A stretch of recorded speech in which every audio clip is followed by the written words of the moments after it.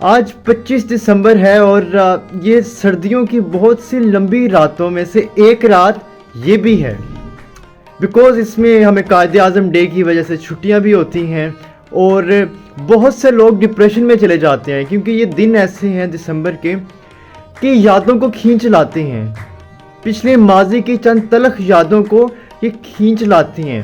کچھ لوگ جو ہمارے ساتھ تھے وہ اب نہیں ہیں، یہ ان کو بھی کھینچ لاتے ہیں۔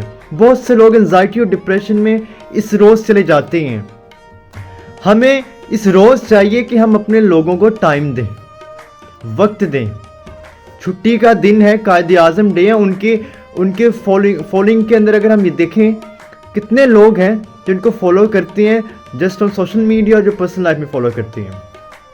ہمیں چاہیے کہ ہم لوگ اس وقت خیر بانٹیں، لوگوں سے محبت کریں۔